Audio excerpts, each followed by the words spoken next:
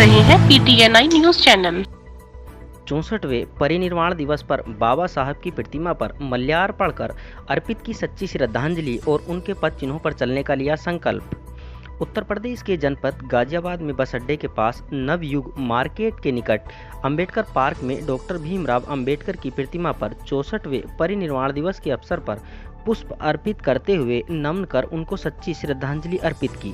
बता दें कि इस मौके पर वक्ताओं ने उनके जीवन पर प्रकाश डालते हुए कहा कि बाबा साहब के पद चिन्हों पर चलना ही दलितों की सच्ची श्रद्धांजलि होगी और आज संकल्प लेकर जाना होगा कि उनके पद चिन्हों पर ही चलकर जीवन बिताएंगे।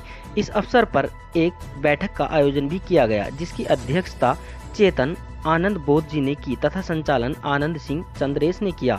वक्ताओं ने कहा कि संविधान निर्माता दलितों के मसीहा भारत रत्न डॉक्टर भीमराव अंबेडकर ने 6 दिसंबर 1956 को अंतिम सांस ली थी। उनकी याद में परिनिर्वाण दिवस मनाया जाता है।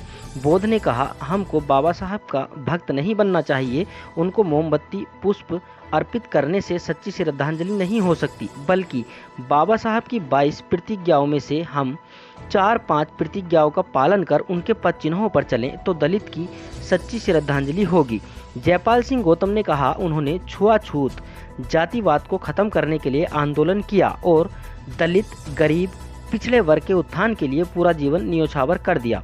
शेर सिंह एडवोकेट ने कहा, बाबा साहब स्वतंत्र भारत के प्रथम विधि मंत्री रहे और संविधान के जनक एवं भारत गणराज्य के निर्माता थे। सतीश चंद्र बोध ने कहा, संविधान निर्माता को नमन करते हुए दलित समाज आज ऋणी है।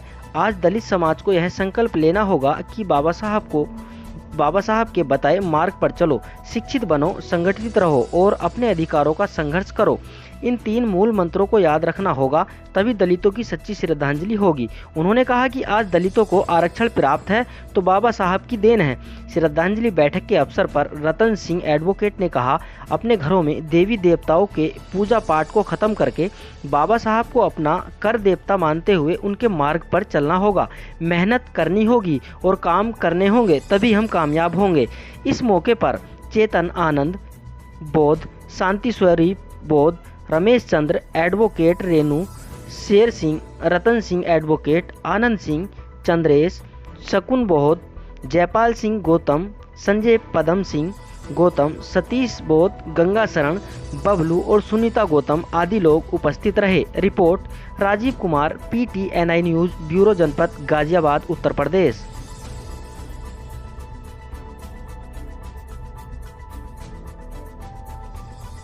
कह रहे हैं कोठी बंगले आज हमारे पास है तो ये किसी की बदौलत नहीं, ये सिर्फ और सिर्फ बाबा साहब डॉक्टर भीमराव अंबेडकर जी की बदौलत।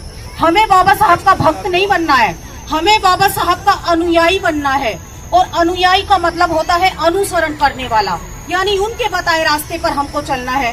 फूल माला चढ़ाने से या मोमबत्ती जलाने से कोई अनुयायी नहीं बन जाता, और अनुयायी बनना इतना आसान भी नहीं है, क्योंकि उसके लिए बाबा साहब ने जो हमको 22 प्रतिज्ञाएं दी, उन प्रतिज्ञाओं में यदि हम लोग 4 या 5 प्रतिज्ञाओं का भी पालन कर लेते हैं तो अभी समझ लीजिए कि हम बाबा साहब का कहना मान रहे हैं। बाबा साहब के ज्ञान का डंका पूरे संसार में, पूरे विश्व में बसता है, लेकिन आज उन्हीं को मानने वाले बाबा साहब की बातों को नहीं मान रहे हैं। कारुणिक तथागत भगवान गौतम बुद्ध जी के चरणों में नमन करते हुए, मनुवाद की रीढ़ की हड्डी को अपने जूते की ठोकर मारकर तोड़ने वाले ऐसे पेरियार EV रामास्वामी नायकर जी के चरणों में नमन करते हुए, शोषित पीड़ित दबे कुचले लोगे तो हम बैठ कर के तसल्ली से चर्चा कर सकते हैं। डॉक्टर अम्बेडकर जन्मोत्सव समिति के लिए मैं एक ऐसा विचार बता सकता हूँ जिसके लिए हमें किसी भी व्यक्ति के सामने हाथ फैलाने की जरूरत नहीं पड़ेगी, चाहे वो हमारे समाज का हो या गैर। अगर हम प्रताड़ित हैं तो जुडिशरी से प्रताड़ित हैं। इस देश की पूरी जुडिशरी आर्टिकल 14 पे काम कर रही है, पूरी पुलिस आर्टिकल 14 पे काम कर रही है। इक्वल 21 में क्या है, no person shall be deprived of his life and personal liberty except according to the procedure established by law. मतलब इस पर टोटल कोर्ट काम करते। अगर बोल सकते तो साथ सभी लोग बोलेंगे।